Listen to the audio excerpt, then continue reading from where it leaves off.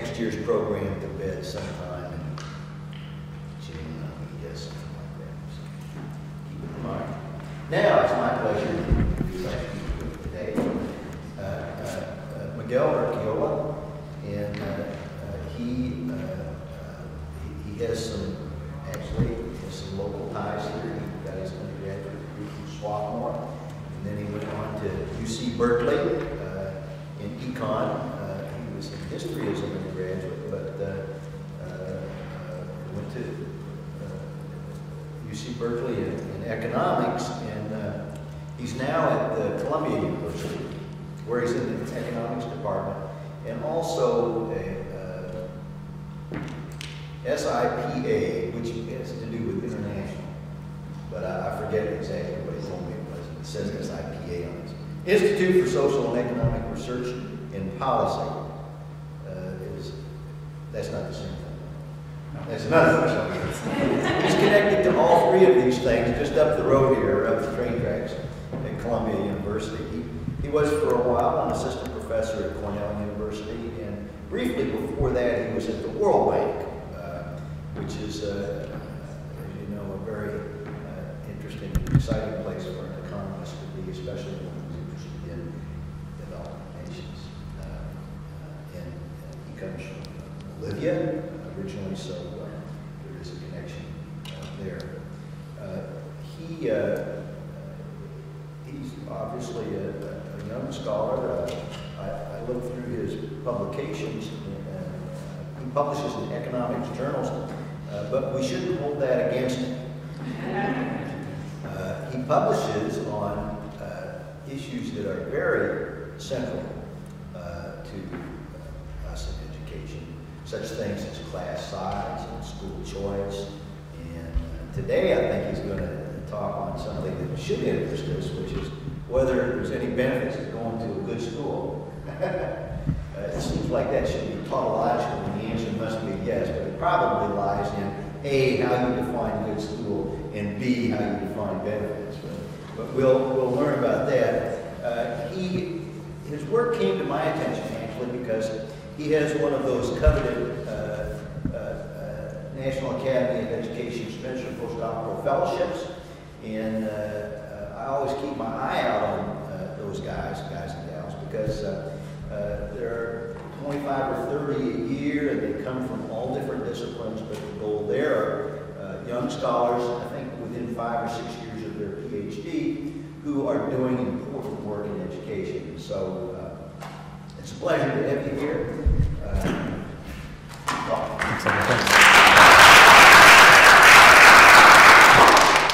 Thanks very much for having me. I'm honored by the invitation. And as Andrew mentioned, this paper is indeed on a topic that should concern all of us. If we have children, we know that when you have to choose the school for a kid, there might be a school that is more selective or more prestigious. It might cost more, so as a parent, one might say, is this worth it or not? From a policy point of view, of course, it also matters, because we might want to say it might be good to have policies that take kids out of schools that might not be as good under some parameter and put them into schools which are better. And so would children benefit from going to a higher achieving school? As Andrew said, on the one hand, this might seem clearly to be the case, and if we think about it in a theoretical sense, on the one hand, it might make sense if the fact that some schools have higher. So let's say for one moment that we'll say that a better school is one that has higher test scores, let's say. And so this might achieve that the school has better value added. It's actually teaching the kids something. So then the answer would be yes, that makes sense.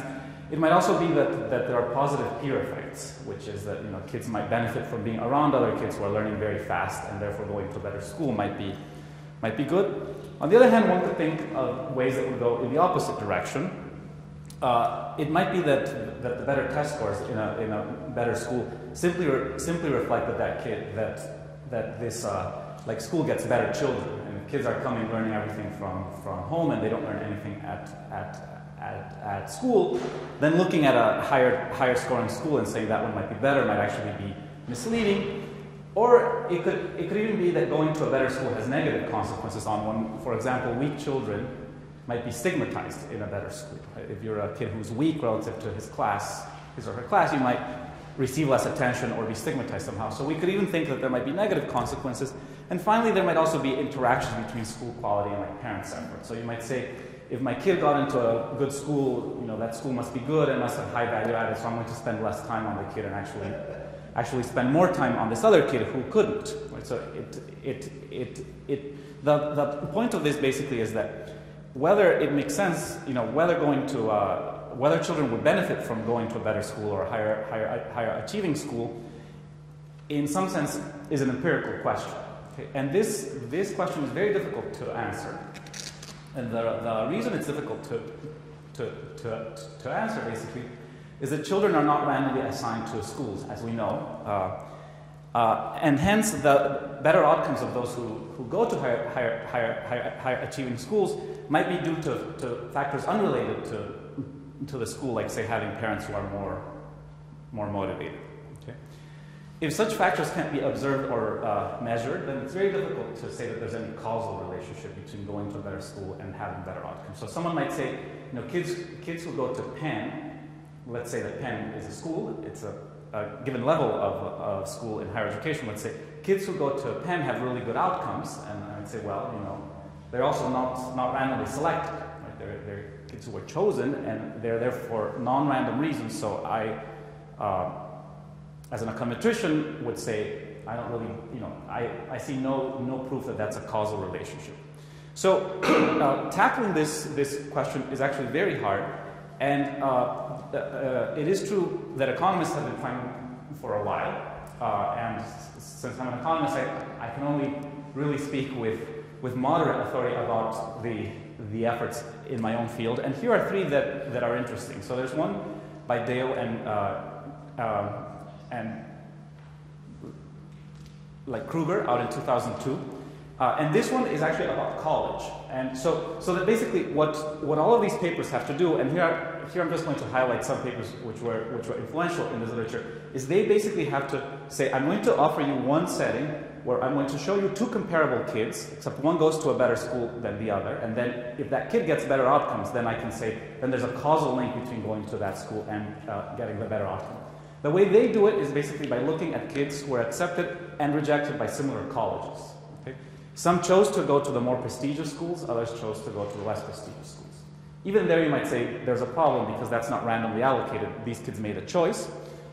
Be that as it may, they in that study found no earnings advantage from going to a like the more selective college. So they're getting to the question, for instance, do you make more money if you go to Princeton, let's say, rather than Rutgers? And their answer was no. Okay. Cullen, Jacob, and Levitt, this is out in high schools, out in Chicago, use lottery-based admission. This is perhaps empirically cleaner. They looked at a set of kids who had all applied to go to magnet-style schools, high schools out in Chicago.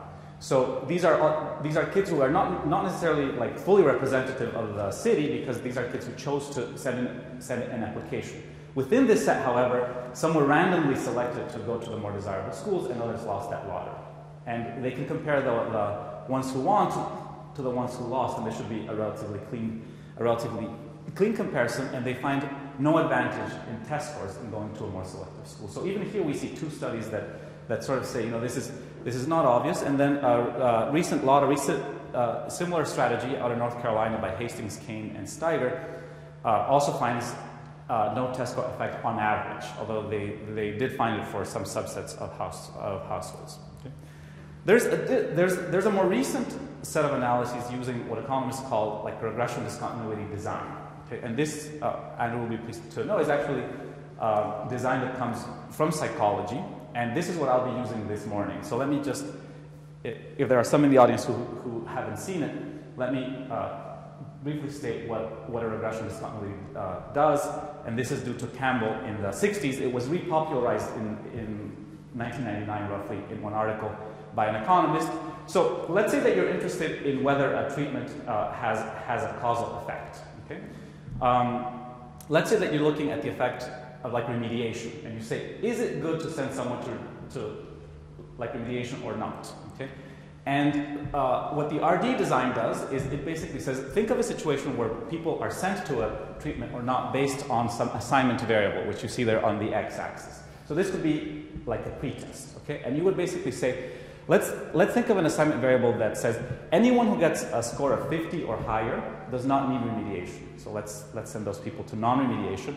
And those who get 50 or lower will be put into remediation, okay? On the y-axis, you see the treatment status of people. 1 is someone who is treated, 0 is someone who is not treated. Okay, so what Campbell noticed basically is he said this is going to be one setting in which the treatment is discontinuously assigned on the basis of like an assignment variable. And he said now people who get a 99 on this pretest are naturally very different from people who get a 9. We do not want to compare these people. Okay? But he said people who get a 50.2 might be quite similar to people who get 49.9. Okay? So he said if we restrict attention to people close to this boundary, then you might actually be getting apples and apples, let's say, because you might see people who, based on this pre-measure, are actually very similar, except that some get treated and some don't, and then that provides the comparison that you will use, so that basically the bottom line there is what you want to do is to compare the outcomes of individuals close to the threshold values that determine selection into treatment. If you have any questions, you can ask them, by the way. And then what you do is then you could look at an outcome variable. Okay, that would be, so the red line here is whether you get treated or not, and that varies discontinuously, as you see. And then you would look at an outcome variable plotted there on your right-hand side y-axis and plotted in blue. And what you would see is, say that the outcome variable might be how much you know at the end of the year. You might see that people who did very well on the pretest will, of course, generally know more at the end of the year, right? Because there were people who knows are just smarter or had better conditions at home or something like that. People who scored poorly will do worse. However, what you'll be looking for is like a discontinuous change in the outcome as well, which is that discontinuity between the blue line that happens right at 50. Okay? And here is plausibility comes into play. You would basically say, if I believe that the kids who score 50.1 are similar to the kids who score 49.9, then I will buy that the difference in their test scores at the end of the year, the blue line, is just due to that. Okay? So that's basically, Campbell came up with this in the 1960s, and it's being used enormously right now in economics as one research approach to try to identify causal effects. Let me just mention briefly how it was repopularized in the economics literature.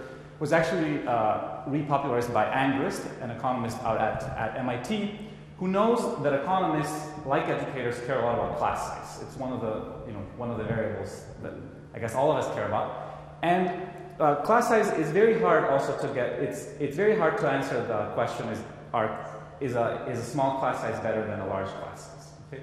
And as we know from research by people like Eric Hanushek, it's not obvious that the answer is yes.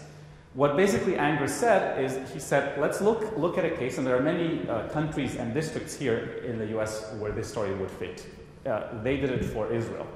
He basically said, let's look at a situation where on the x-axis we have school enrollment. Okay, so you could think of this as, say, 4th grade enrollment. So that's the size of the school.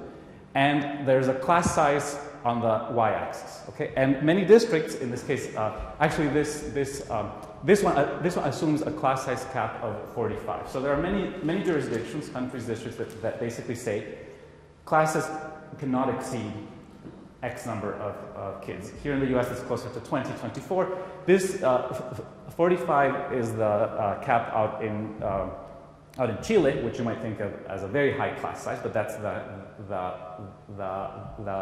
cap. So if there's a school on the x-axis whose size is less than 45 kids, say in the 4th grade, the government just says, well, they get put into one class. Okay? When the enrollment passes 45 and gets to 46, that school gets an extra teacher. Okay? And then there are kids in classes of 23. And what you see in the top black line there is the class size. And what you're going to see is that class size, therefore, is going to be a discontinuous function of enrollment. Okay? Once again, you might say schools that are very big, like say schools that have 4th grade enrollments of 120, are very different from schools that have 4th grade enrollments of 10. These very small ones might be in rural areas where things are tough for many reasons, whatever. And once again, the idea would be to say, let's focus our attention on the schools close to the discontinuity, and if we see the test scores, the blue line do something opposite. So there's like a sawtooth pattern that's opposite to the class size pattern. We might say it looks like that's evidence for an effect of class size on test scores. Okay, so that's basically what this new design has been doing. And there are 3 very recent papers that use that design to ask what are the returns to going to a better school. Damon Clark out in the UK looks at kids who get into higher achieving high school, I think these are, and basically, just as in like an RD design says, I'm going to only compare kids who just make it into a very selective high school relative to those who don't. Okay? And he finds no advantage in test scores, that the kids who make it in don't do any better. Esther Duflo and Pascaline Dupas have a paper out in Kenya that uses a true experiment and puts kids into low or high tracks. These are experiments within a school, and finds no test score advantage for kids who just make it into the higher track. Okay. And finally, in a similar design, there's a recent paper by Hoekstra here in the US that asks whether it's better to go into a flagship state university, and finds effects on earning. So I would say that so far the literature is pretty mixed on whether there is an advantage. When people have looked at test scores, mainly there is no advantage. Okay? That is, by the way, of a methodological type summary. Now, what are we going to do in this paper? We do something very simple, which is to use a similar RD approach to look at the middle to high school transition out in Romania, okay, which might seem odd, but I'll tell you in 1 second why we look at Romania. How do we get an RD approach going here? Specifically, basically, kids out in Romania, when they want to get into high school, have to get like a middle to high school test score transition. Okay? They basically go and take a test, and they get a score.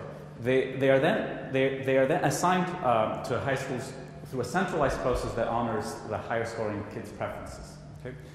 And we have data on the universe of schools and children there, and therefore we can see about 2,000 admission cutoffs. So one of the advantages that we bring to the table, given that this research design has been used already like 3 times to look at this question, is that we can look at cutoffs that are happening in very many places. Okay? We can say, is it good to get out of the worst school?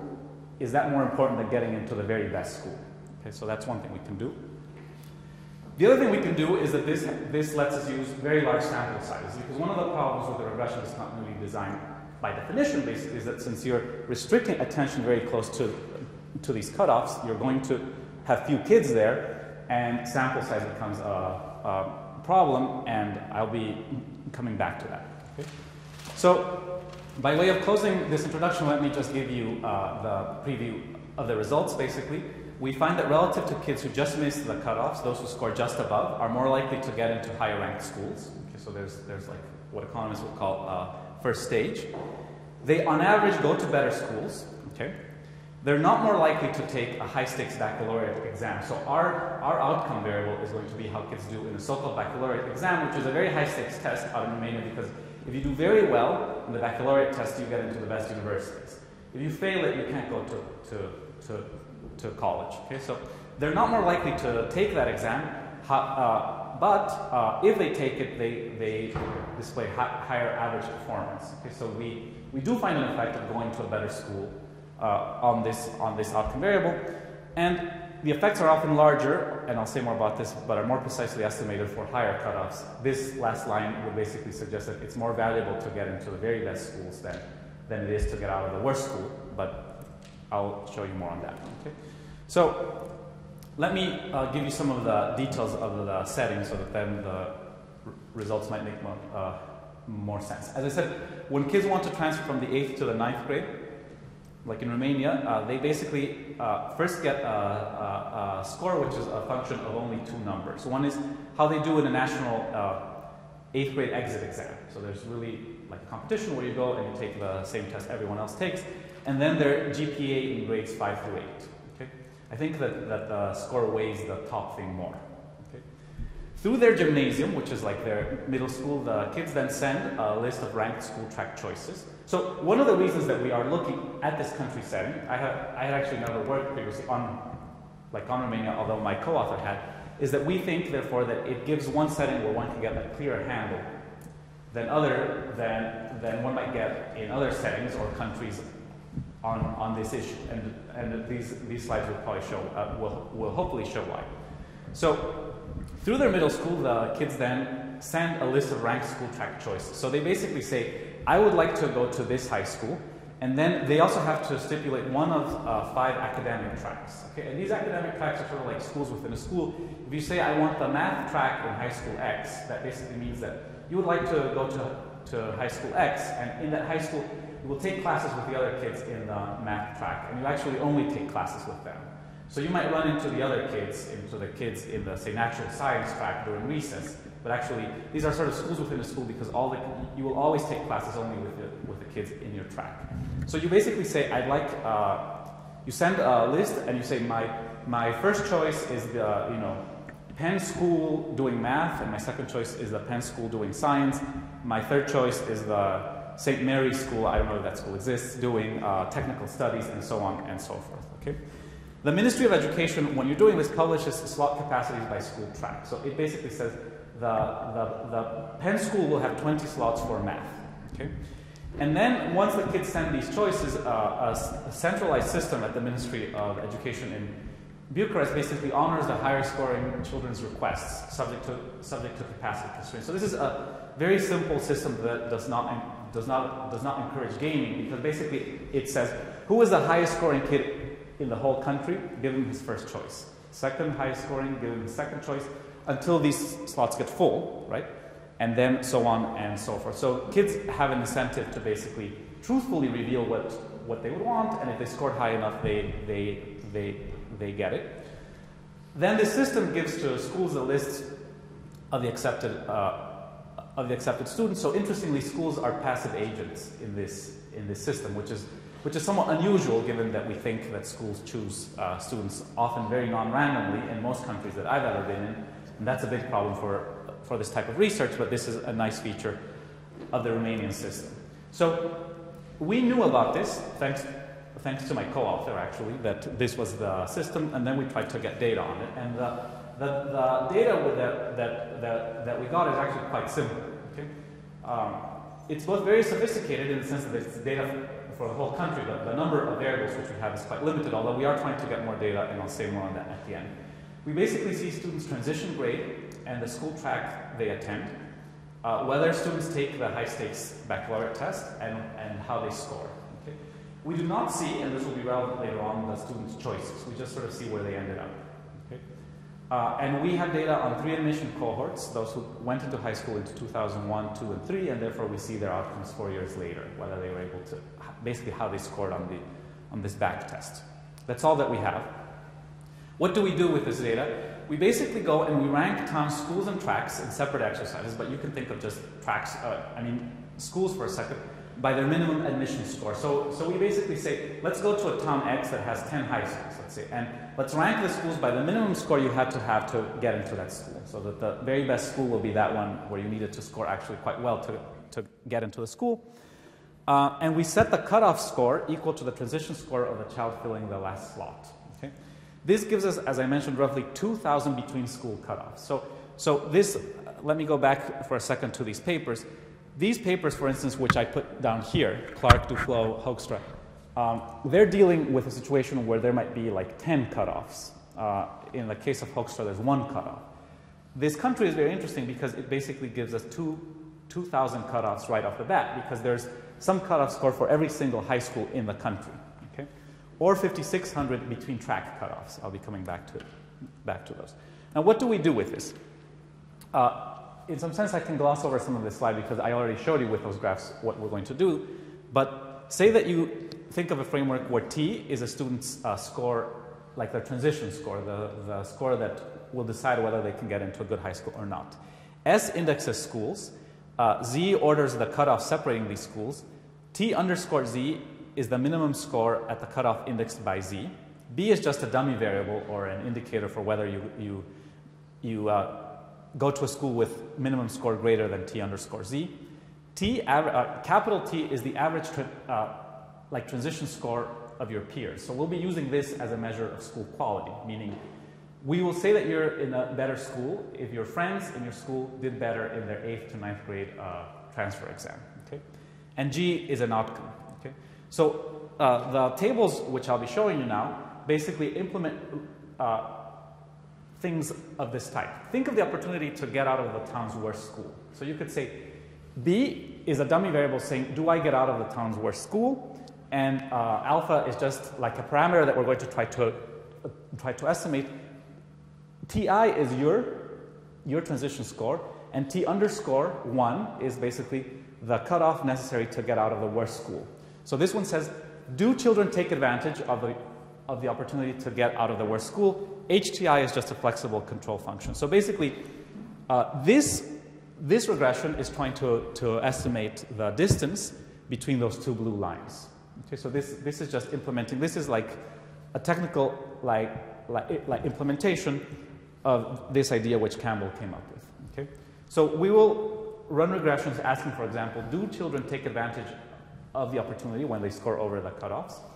Do they experience higher educational quality when they get a score that puts them over some cutoff? Second, do they display better performance? Does the chance of going to a better school actually help kids do well on this baccalaureate test? For comparison across samples and with other estimates in the literature, we'll also present, and I'll come back to this, what economists would call like an instrumental variables type specification, where we're going to instrument the peer quality capital T that students get with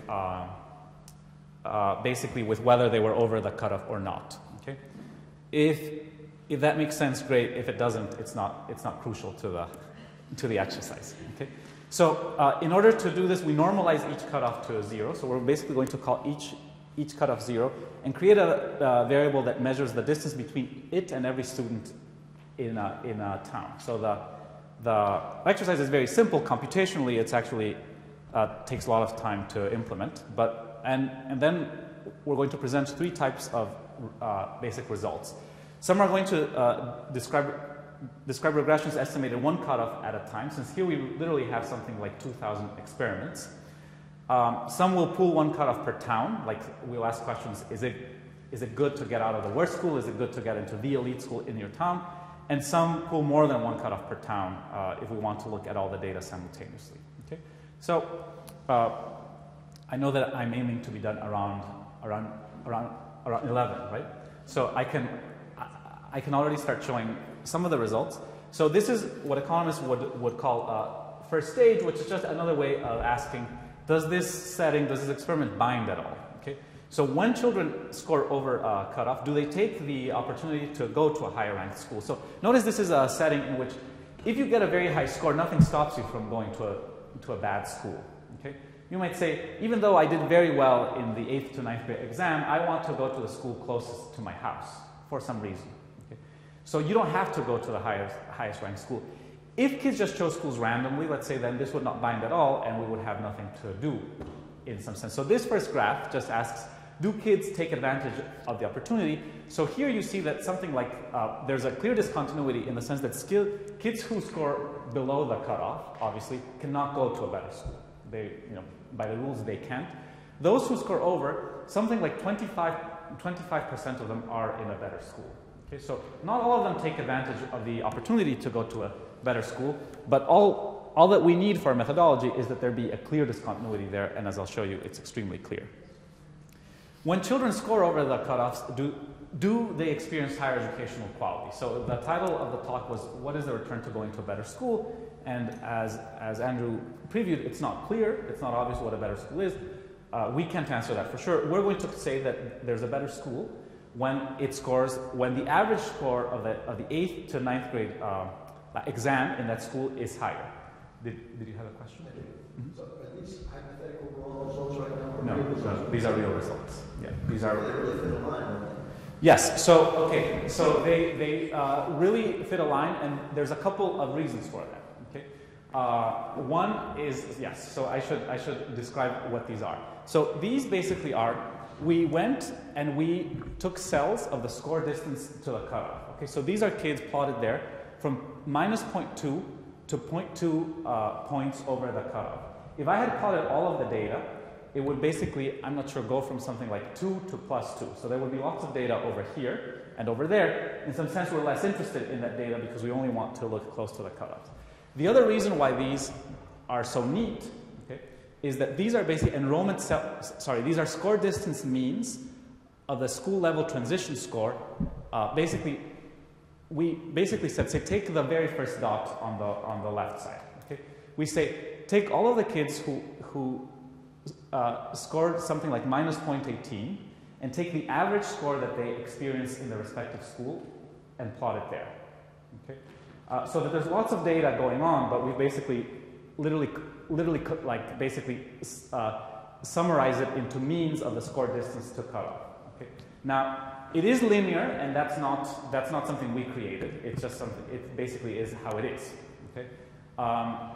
It is very important for our purposes that basically there's a clear discrete jump. So, you know, like I've been doing this type of RD designs for maybe something like 10 years, and this is an extremely clean version of this. I've certainly done less clean ones, so I'm not claiming that I always find settings that are good. And this one basically says the school level test score jumps by something like 0.2 points. So let me show you why I think this is clean. So here are the actual estimates. So this is what we're doing. When we look at the full sample, that's column 1, we basically say that if you get into a better school, the kids in your school have school level average transition grade that is like 0.088 points higher. Okay? This boils down to something like 0.2 of a standard deviation in test scores. Whether you think that is high or low, you guys are a lot more qualified than I am to say. In the economics literature, that's viewed as large, okay? And that may be right or wrong.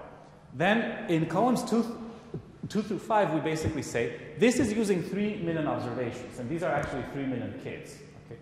Then we say, you know, the whole idea of Campbell was to say don't use everyone, but rather just look close to the cutoff. So if you look at the title over columns 2, 3, 4, and 5, it basically says students with scores within 0.5 points of the cutoff. So we basically say we're not going to look at kids who had no shot of getting into a better school or kids who got in with flying colors. We're going to look at kids on the margin. 3, 4, and 5 then say start getting in closer and closer to the cutoff. Say look only at kids within 20 ranks, within 5 ranks, and within 1 rank. So column 5 is literally saying, I'm only going to compare the kid who just made it with a kid who just missed getting into the better school.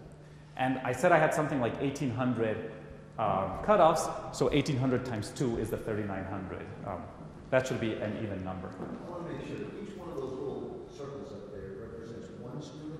No, it basically, so each one of those circles is the average of all the students with that particular score, and then yes. all of their score. Yes. Gotcha. Exactly. So you're plotting means. We're plotting means in that thing. Yeah. They behave a little bit better than individual scores. Oftentimes what? They behave a little bit better. They behave less noisy. Right. So for example, since 1999, when the paper by Angrist and Lavie came out, this design has been partially taken over by true econometricians, in the sense that people who just think about how you should present results are, you know, they're less interested in the specific application, as in this case. In the most recent paper on this issue by 2 other people at MIT, by Imbens and one of his students, they basically said, this is how you should present it, so it should be visually clear to the reader, let's say. Without those lines, they would even say don't put in that red line and that green line, just show the means, and that it should be clear there's a discontinuous jump there. Here it's so clean, but I will show you places where it's less clean in the outcomes. Okay? Now, when children score over cutoffs, do they experience higher educational quality? So this one says yes. They basically, if you get into a better school, you have peers who are better. By that measure, they do. Okay? They also do in a different way, which is here we have plotted something similar. It's a little bit more noisy in this case. This is the standard deviation in the scores, in the 8th to 9th grade scores of your peers. Okay? And this falls. So I think it's pretty clear to say if you get into a school where your friends scored higher in the test necessary to get into that school, you're going to a better school. Okay, maybe that's not so controversial because you might say your peers are better. If teachers are interested in teaching children who are better, then it might be easier to get qualified teachers into that school, so on and so forth. This graph says, on top of it, out in Romania, when you get into a better school, there tends to be less variability in your peers. And those of us who teach frequently claim that it's easier to teach a class that's very homogeneous, because then you say, I know how to tailor my classes, there's no one who's getting lost. This says they also experience better classes, better schools, in the sense that the schools are more homogeneous. Okay, so there's different ways in which getting into a better school might be better out in Romania. One is your friends are better by this measure, by the score from the 8th to the 9th grade. They're also less heterogeneous, and that might help you. Okay?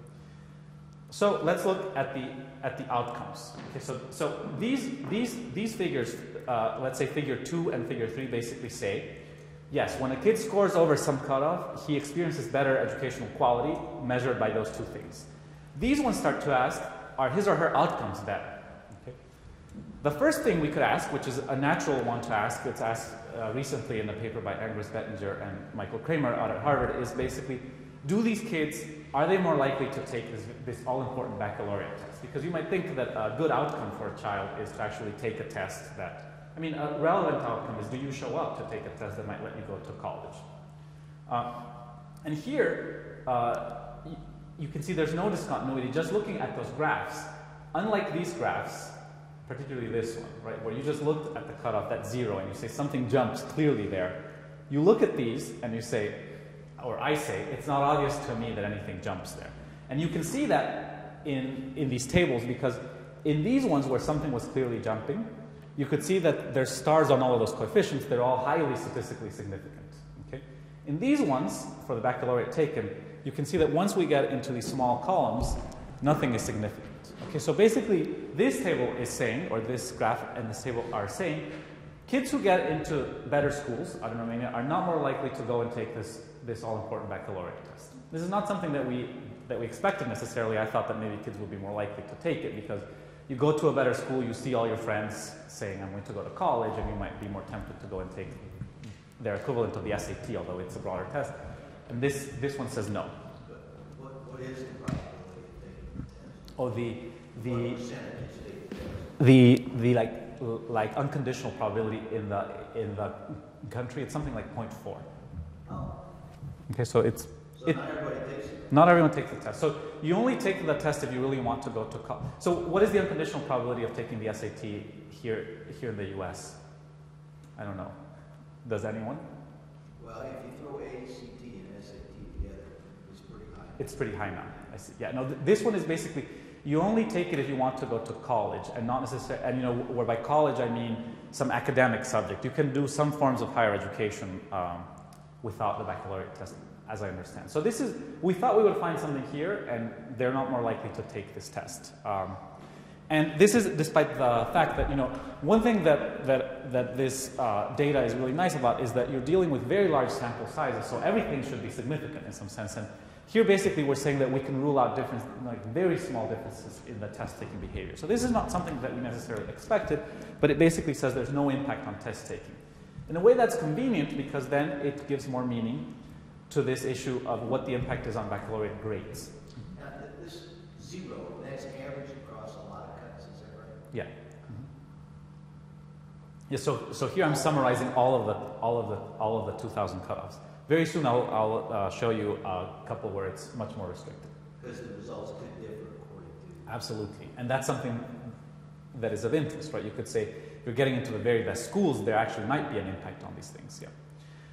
Okay, and then here is maybe the final result, which is do those kids score better on the baccalaureate test? Okay. Now, if you just look at the visual evidence here, what one would like to see are discontinuities in this, if there is an effect.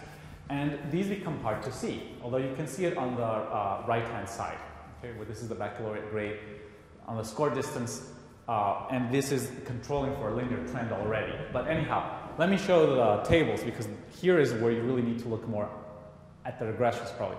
This column 1 is saying if you just take all the kids and ask, does a kid who get into a better school score better on this all-important baccalaureate test than a kid who missed getting in?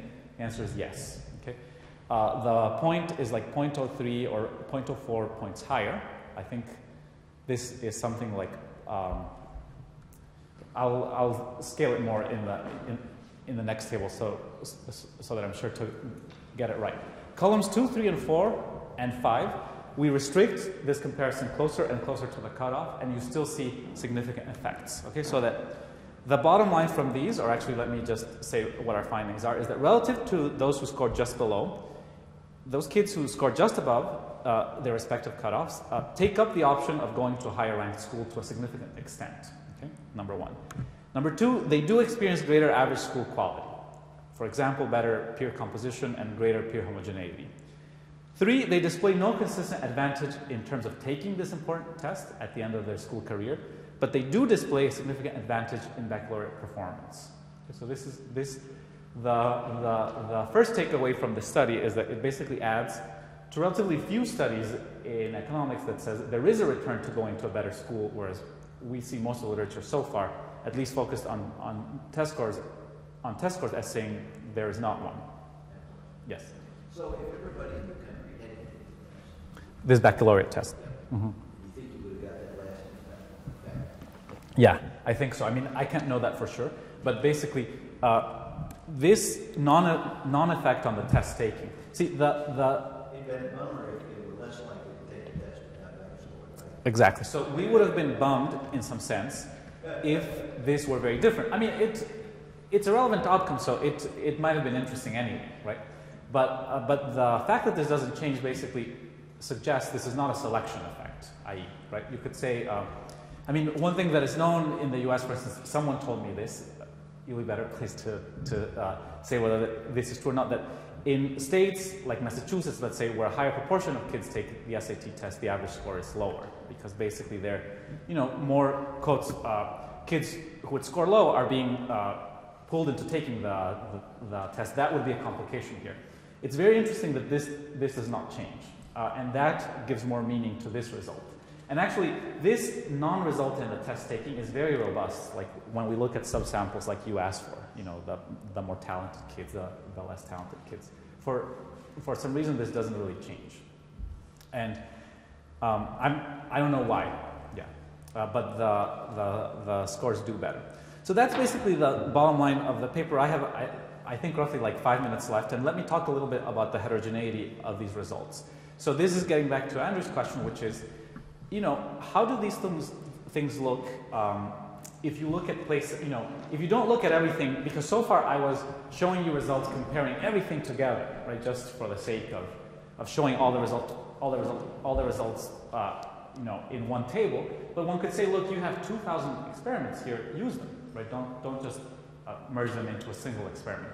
So these figures try to do that a little bit. Let me focus on the two at the bottom, okay, just since I don't have much time. These look at the top cutoff in towns with 3 or more schools. So these are towns which are not tiny.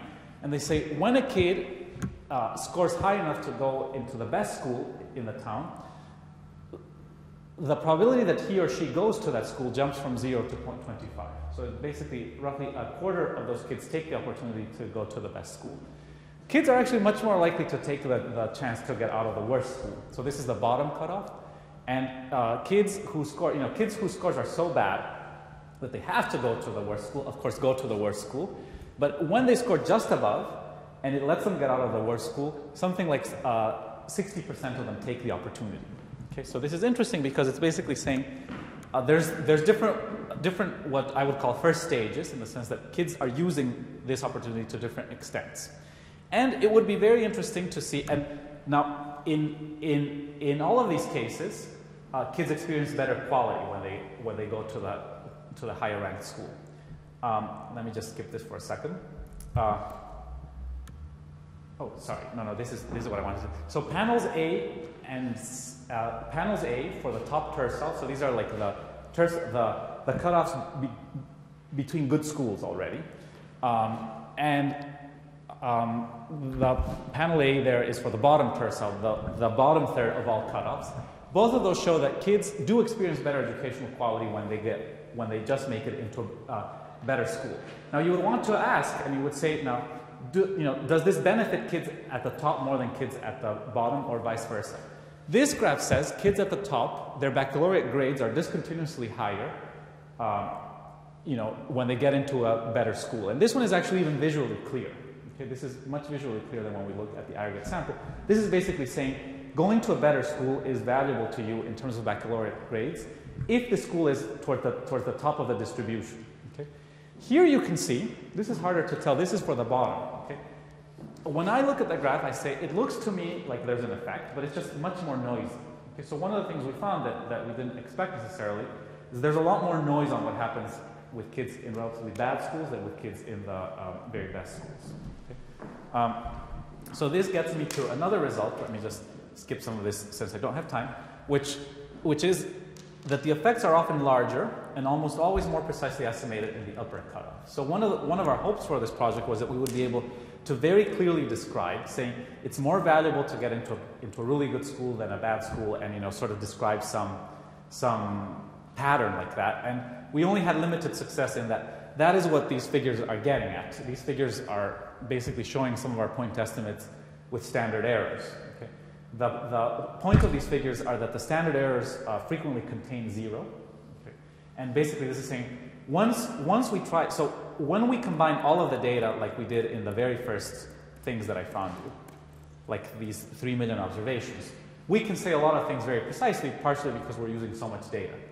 When we start to cut it out and try to say it's better to go to a more selective school than a less selective school, is the effect of that greater or like smaller, we run into more problems, which is perhaps something that could be expected. The bottom line, that line there, is that basically the effects on outcomes that we find, like whether it's valuable to go to a more selective school or not, are almost always larger, but just also more precisely estimated for the upper cutoffs, and it's ultimately something. The other takeaway line I take from this is that there's lots of studies here in the U.S. and elsewhere, as I previewed, or when I went over the literature review, that find no impact of going to a better school on test scores. Okay? I view our results as consistent with basically saying actually there is an impact. It's just really hard to tell unless you have gobs and gobs of data. Okay, I mean basic observations, because our point estimates. So the impacts, say like these ones, say these in the bottom segments, are actually not that different from the studies we see coming out of other countries, mainly here in the US. Okay, so that the impact, the point estimates, meaning the difference between those, say at the cutoffs between those lines, is actually very similar in our results and in lots of other papers, except that they're highly significant in our case and not significant in the other papers. Those papers frequently say this is a non-result, therefore we think there's no impact of going to a better school, and we think that this is consistent with saying actually there might be a positive impact, and this paper is only showing that because it's able to use so much data. Okay. Let me just mention a couple more things since I'm basically out of time. Let me just skip these and show them here. Two other findings that we find are that these effects persist. These basic findings are still there when the between track cutoffs are located within a school. Okay, so we basically go and we say we could do this whole analysis rather than using schools, just using tracks. Okay? And when we look at tracks within the same school and we ask, is it better to go to the better track in your school than to the other one, we still find an effect answering yes, it is better in terms of baccalaureate performance. This is consistent with some effects operating through non-school specific channels. Okay, because you might think, the more selective school is better than the less selective one simply because it's in a better neighborhood. Okay, the kids are hassled less, they have fewer distractions. That's why they're doing better, and that'd be hard to rule out. This is saying there's still a benefit to being with a better class even within a school. Okay, so this is saying some of the effects should be operating through non-school specific channels, because obviously one thing that is true about much economic research, much empirical economic research, is that I think that one thing that economists are relatively good at is saying, I'm going to show you one setting where some effect is estimated precisely and is estimated cleanly in a causal sense. We're much less good at saying, I will tell you what is behind that result, right? Because you could say it is better to go to a more selective school. I think this paper claims that. If you ask me why, I would have to say ultimately I don't know why. But we can explore some channels, and this is saying some of it is consistent with some of these channels being non-school specific. Final point, the effects persist even in settings. So we do find some settings, some types of towns and places where kids actually become more heterogeneous when you get into a better school. And they persist, our main results, so this is consistent with channels other than reductions in peer variability. So let me just close in case people have questions or in case people have to go to other meetings, and just briefly summarize what we did and where we're going. Would children benefit from going to better schools? This paper just uses a classic RD approach due to Campbell and uses it on like Romanian data. And the novelty in the paper is that it basically lets us look at multiple cutoffs at different points in an achievement distribution. We find positive school and track effects, so the answer is basically yes, it is more valuable to go to a better school. Generally, we find this benefit to be greater for kids who are already doing better, but that's hard to disentangle necessarily. It's difficult to ascertain what mechanisms might account for this, but these are consistent with some operating through channels other than school-specific characteristics and through channels other than peer homogeneity. Let me just finally mention where we're going with this project. So one thing that we're doing is we're getting further administrative data. One of the interesting things about this country setting that we discovered is that basically most data out in Romania is public, so one can use this data. In fact, if you know your name or your cousin's name, you can just go look for many of their scores literally online. And basically what we had to do to get lots of this data, which we're still doing, is basically work with students who know how to make code very, very well. And then they left the code running hours and hours, days and days, basically downloading kid by kid every observation that we wanted, but in this setting it's not illegal to use the information like that since it's public anyway. However, this is ultimately only administrative data, and the other thing that we're doing now is we are doing a survey, literally as we speak, oversampling students close to the cutoff. So one thing that we're doing is we know the names of these kids close to the cutoffs, right? So we went to the schools and got their addresses, and we're sending enumerators to their houses who will give their parents and them an interview. And the purpose of this survey is, one is to verify some of the assumptions underlying this type of design. The other purpose is that it might be interesting to ask parents, for example, how much time do you spend with the kid doing homework, or ask the kid whether they do homework, or ask several questions like that to try to get further at some of these channels. Because, for instance, it might be that when kids get into a more selective school, the parent spends less time doing homework. It might be that the kid has an effort response and works harder. And once again, we'll be able to use exactly the same type of design to say getting into a better school affects behavior in this or that way. So this part of the project is more towards trying to get to some of the channels, which, as I advertised, I think that this whole literature, at least as it comes out of economics, is pretty short on. So anyhow, that's the basic gist of it. I'll be happy to answer any questions if people have some.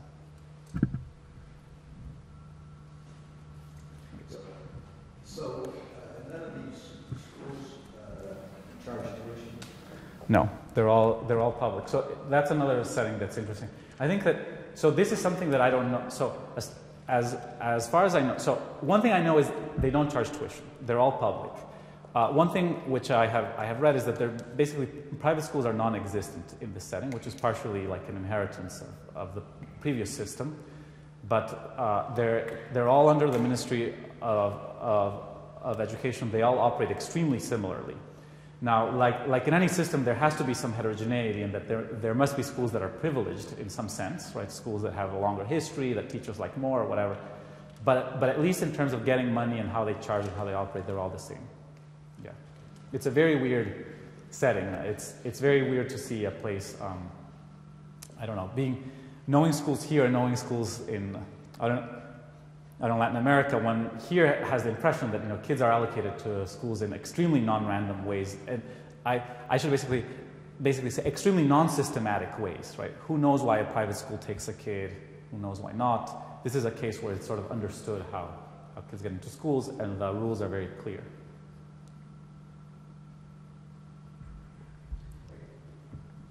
I have a question about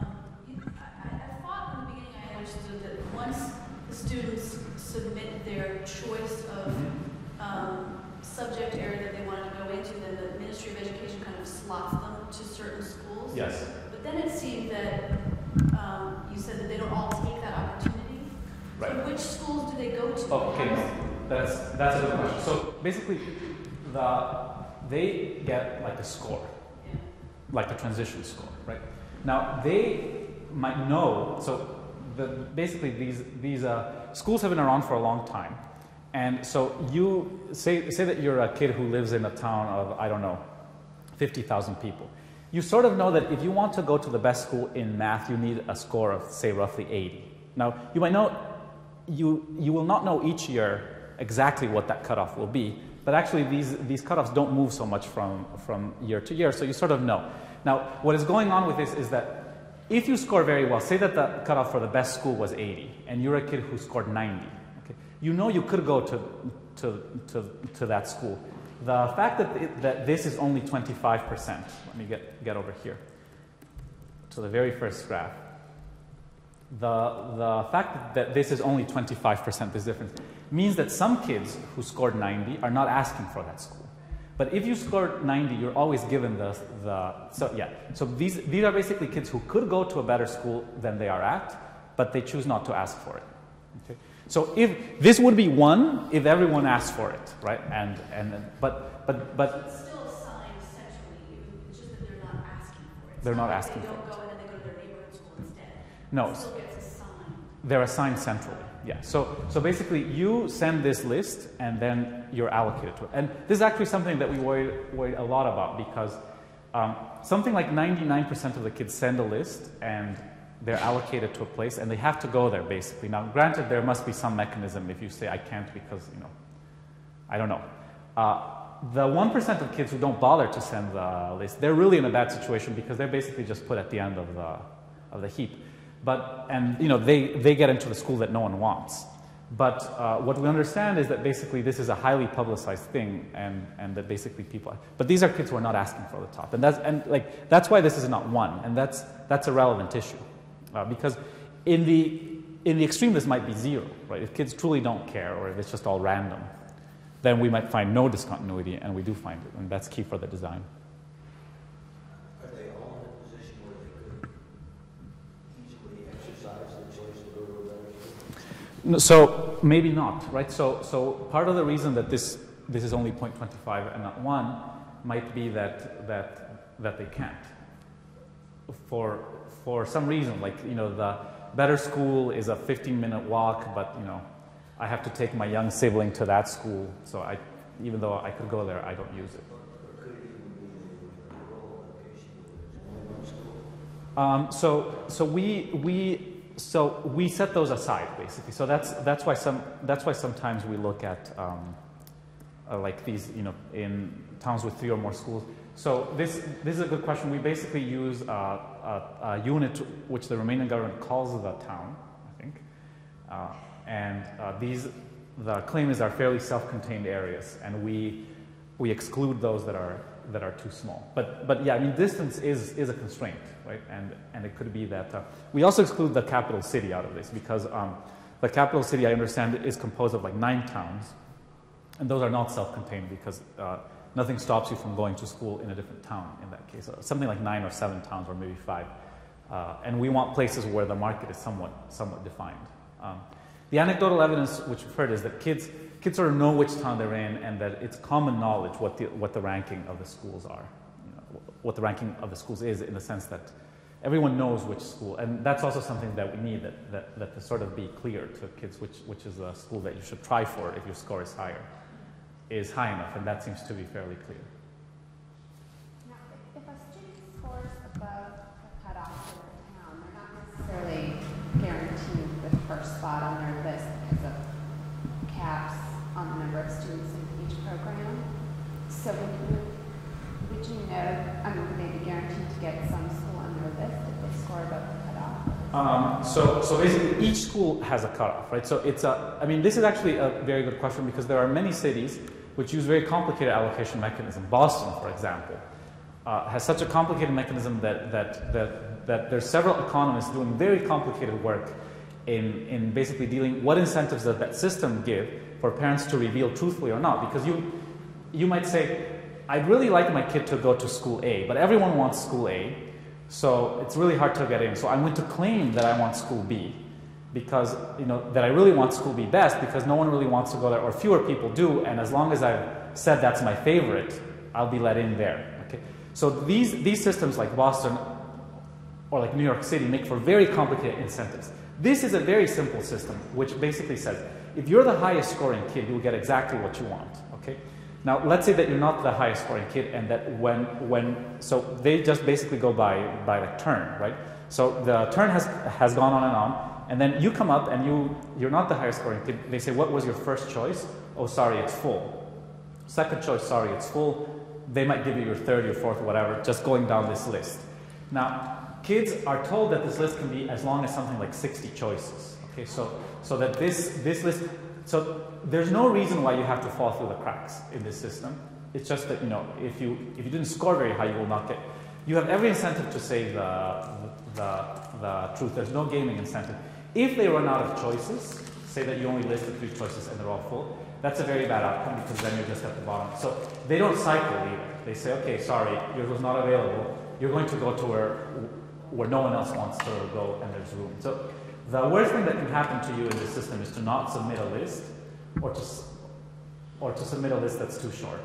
The anecdotal evidence is that parents realize this, that there's this whole campaign that basically says, look, you have to submit this list, because if you don't, it's a bad outcome. And the anecdotal evidence which we hear is that kids realize this. And most of these towns are not that large, because also reasons dealing with the previous system. There are lots of medium-sized towns, so that really the options you're looking at realistically, once you know your score, might be like 6, 7 options. These are kids who are 13 or 14. But in theory, you could go anywhere, because it's all centralized. So if a student has a score that's below the cutoff, the cutoff of the best school in the town, that they're below. So you see, this is complicated. This is the question Andy was asking. This is complicated because when I'm showing you a single graph for everything, I've taken every cutoff for every single school, for 2,000 schools, and called it 0. And then just said, I'm going to call the kids who score greater than that positive numbers, and the kids who score less than that -2, and then stack them all up. So it's computationally really, challenging. And that's why there are these like huge sample sizes of like 3 million. Okay.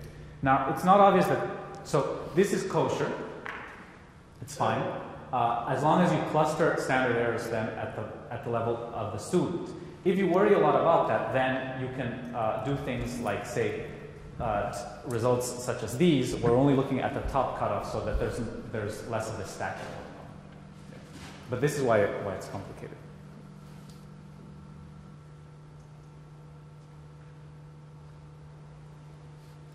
If, I think you don't, or have you thought about getting data on school characteristics other than the ones in your data set? So, for example, right. In the United States, there are some people, Tony White, and some people who say school size is important. Right. And then there are actually some people of econometrics persuasion. Right. They've looked at things like indices of teacher quality according to their various qualifications or certifications. Right.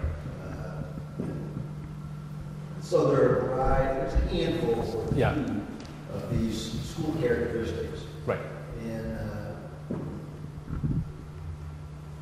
it would be neat, it seems to me, to have those in your data set and be able to either control or explore why, Exactly. Yeah, no, I fully agree. We don't have any further data right now. The only thing that we did do as far as this data collection effort is that when we sent our enumerators to the schools to ask for the kids' addresses, we also got them to collect some data on the teachers. So we will know the teachers some like basic sort of observable credentials. We will know their experience and maybe a couple other things. And so it'll be interesting to see, for instance, if teachers are generally better by some observable dimension in the more selective schools. I mean, this is something that you know, one would expect normally, since casually we hear that teachers would rather teach in schools that are more selective for a variety of reasons. It might be easier, it might be more fun, who knows, right? On the other hand, we might find that that's not true, but I mean, I fully agree that, I mean, the reason we're doing the survey is that we say very little on why, but it also illustrates how basic the literature on these issues is. That, you know, that the basic question is, you know, is it good to go to a better school? And we're still sort of left trying to answer that, and knowing exactly what the channels are, something that at least for economists working on education is a ways off. You know, if we had more data, it might be easier to do. And in some of the references that we started with, to give us a context, Yeah. it looked like pretty uniformly they weren't finding effects on the students. By and large, I think, But they did occasionally find an effect, like, it wasn't there one where you went to the flagship schools and then... yeah, this last one, right. And they were finding them on earnings. Yeah. Yeah. And, of course, that was high at the university level. Yes, this one is at the university level, yeah. What percent of the people in Romania go to college? That's a good question. I'm not sure about that.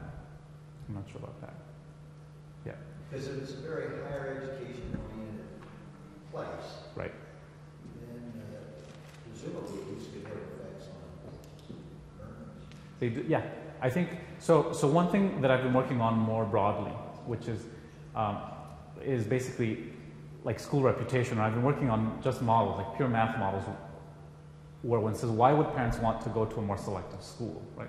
And one thing that comes out of those models is that parents might want their kids to go to a more selective school, even if it has no consequence on test scores, which part of the literature finds, because going to a more prestigious place sort of tags you as you are someone who was able to get into a place that's more selective, and that may prove valuable in the labor market. So we could have lots of literature saying there's no effect on test scores, and yet parents behave rationally in saying, because part of the question is why are parents so interested? Parents behave as if there's large peer effects. They really care about their in my casual observation, they really care about their kids' friends. They're willing to pay for this, right? And then we ask why. It might be that they see something that in the literature we're not picking up because we're interested in outcomes like test scores, and they're interested in much broader outcomes. And that. Sorry. I was just curious, the deal you cited. Yes. They control for personal characteristics of. They have some, I think. Yeah, and how do you control in your study for ambition and those type of characteristics that may have that overlap where a child doesn't go to such a great school, may overlap a child that goes to a better school? That's a great question, because the short answer is we don't, basically. So like one good thing about the Dale and Kruger study is that they basically said, let's ask. I mean, let's get some student characteristics. Okay, now if you ran an experiment, you would say I don't need to, right? Because you would say, let's say that I randomly allocate some kids to a better school and kids to a so-called worse school. If it's truly randomized, then I know that all their characteristics are identical. So I don't need to control for them. I might want to from a statistical point of view, but I don't need in order to get the average effect of going to a better school. This design, the regression discontinuity thing, is selling, basically saying, I'm doing something which mimics an experiment. Okay? So if the kids who score 50.1 are identical to those who score 49.9, if you buy that, that's the assumption, then I don't need to worry about that question.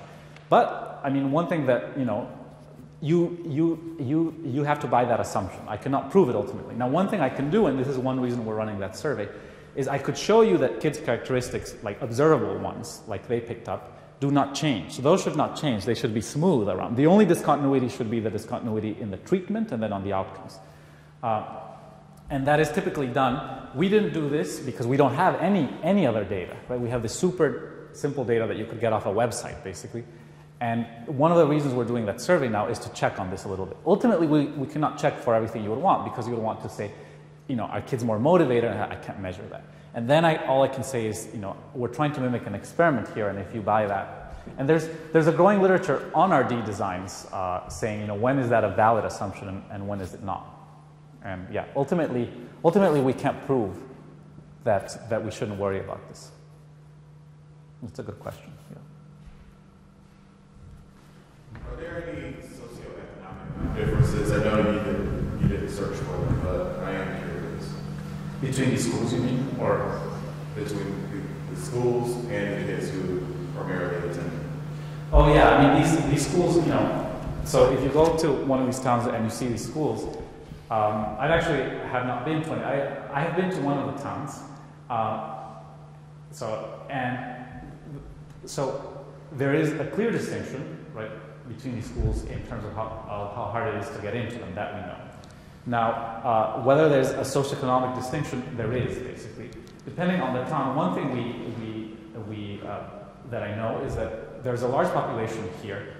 It's actually of a non-determined size, called like the Roma population, or the so-called gypsy population, which is a very underprivileged population out of Romania, and it's actually very hard to deal with because So what I learned, and I'm obviously not an expert on this setting, but what I'm told is that if you ask someone, "Are you Roma?" typically they'll say no, even if they are. Okay, and then I asked, "Well, can't you tell by the name?" And they said no, because the names are all the same. But this is a very important population because it's a very underprivileged population, and what is pretty clear, to the casual observer is that, for example, the worst school in the town will often be basically predominantly Roma children. Many of the kids who never bother to send in a form, those are disproportionately Roma children. So there are all types of socioeconomic distinction between these schools. The ones at the top, not surprisingly, are the ones frequently filled by the kids of doctors and stuff like that in the town. We don't have data that would let us say anything authoritative, on exactly what, but the casual observation is yes, like in any society almost that allows stratification, you would see this. Can you tell us a little bit about how you became interested in Romania as a context for study? Basically, the bottom line is most of my work is in Latin America or in the US. I had never worked in Romania at all. I am interested in sort of how a school system allocates people to different schools, right? Because I think that sort of stratification and sorting are very important to all types of questions that economists at least want to answer when they look at school markets. This may sound bad, but the only reason I became interested in this setting is that one thing that economists worry about is that there's lots of questions, as I had figured, that are very hard to answer because it's hard to establish causal effects. And this setting purely provided one setting, which I think is unusual leverage to this, like this one, where one sees one system where the allocation of kids to schools is so systematic. I was not interested in this system per se. I've only been to this country once. However, I think that generally, and I think this is something that most economists truly believe, one can learn lots from settings where there's a chance to learn about something and that might be applicable to other settings. Now granted, there's a topic that comes under the title in many disciplines of external validity, that it's hard to extrapolate necessarily findings from Romania to say what may go on in Philadelphia or in someplace else. I think that economists are generally more friendly towards doing those extrapolations, but they also worry about them quite a bit. And but ultimately, I think that from my point of view, it makes sense to look at different settings. When you think there's something you can learn from a setting because of a particular institutional design, such as this one, that's just hard to learn from another. So I didn't have any real reason. So what did you learn from this setting that would be instructive for those of us who care about school design, school choice, and so on in the U.S.? Right. So I think that one bottom line which comes away is in this particular setting, going to a better school in the manner in which we defined it seems to have a return. Okay? And if you think this has some external validity, then you might say, well, that may be relevant elsewhere as well. The other thing which comes out, which is more methodological, okay, might be to say, well, we might be interested in settings such as Kenya, Duflo, or such as North Carolina, like Hastings, Kane, and like Sager. And if we're finding non-effects there, right, which those two papers find, it might be related to the fact that the settings we have to exploit, such as the experiment out in Kenya, or say these small lotteries out in North Carolina, make it difficult to tease out, and the fact that we're not finding estimates there should not lead us to say this is something we shouldn't worry about. Okay, so I don't think that there's anything immediately obvious that one should apply out of the settings to a different one. I definitely don't say that, but I do think that it's something that that basically gives methodological and finding type answers. It's as if I run a clinical trial, in one subpopulation, and I say this drug really helps deal with cardiac disease in that population of men. I can't be sure that it's going to work in women, but I just take it as one data observation. But I mean, it's a fully fair question, and that's something to worry about for sure. And I think ultimately one has to make a trade-off between this. I can get a clear sense of something because there's a setting, and that's going to come at the cost that I can't say something about other settings that I'm interested in.